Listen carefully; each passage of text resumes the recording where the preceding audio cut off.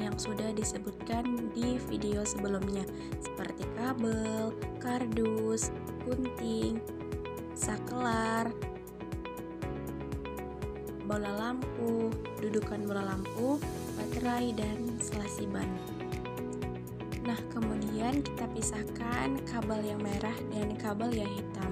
Kabel yang merah adalah kabel yang merupakan kutub positif dan kabel yang hitam adalah kabel yang merupakan kutub negatif. Setelah itu, kabel dan merah dan kabel yang hitam digunting menjadi beberapa bagian. Kemudian ujung dari masing-masing kabel digunting dan dibuka untuk melihat dan menemukan isi dari dalam kabel tersebut. Nah, nanti hasilnya akan menjadi seperti ini. Kemudian selanjutnya kita memasukkan bola lampu ke dalam dudukan bola lampu, kemudian diputar sampai bola lampu merekat di dudukan bola lampu tersebut. Nah, selanjutnya adalah memasukkan ujung dari kabel ke dalam dudukan bola lampu di kedua sisinya. Setelah langkah-langkah sebelumnya sudah dilakukan, maka selanjutnya kita masuk ke dalam proses pembuatan rangkaian listrik paralel. Rangkaian listrik paralel adalah rangkaian komponen listrik yang disusun secara berjajar sehingga membentuk cabang di antara sumber-sumber arus listrik. Yang pertama dilakukan adalah menghubungkan antara ujung kawat dengan kedua sisi dari dudukan bola lampu. Kemudian langkah selanjutnya adalah menghubungkan masing-masing ujung dari kabel. Setelah itu adalah menghubungkan ujung kabel ke bawah lubang dari saklar. Setelah masing-masing ujung dari kabel sudah terhubung, langkah selanjutnya adalah merekatkan kedua baterai menggunakan selasi ban. Kemudian menghubungkan kedua sisi kabel ke ujung sisi positif dan negatif dari baterai dan direkatkan menggunakan selasi ban juga.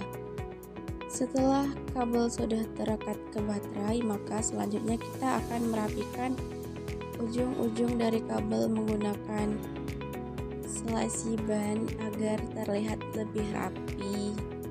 Nah, ini dia merupakan hasil dari rangkaian listrik paralel.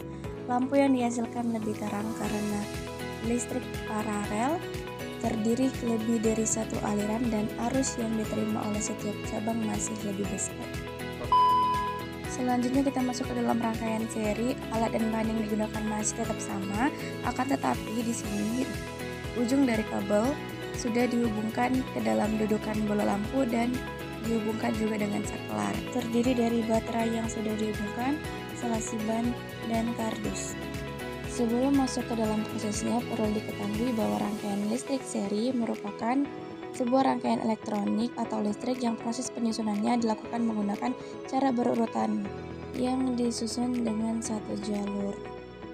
Yang pertama adalah menghubungkan antara kabel-kabel yang sudah dihubungkan di dalam dudukan bola lampu menjadi satu jalur. Setelah terhubung, maka kita hubungkan ujung kabel ke dalam lubang di bawah saklar.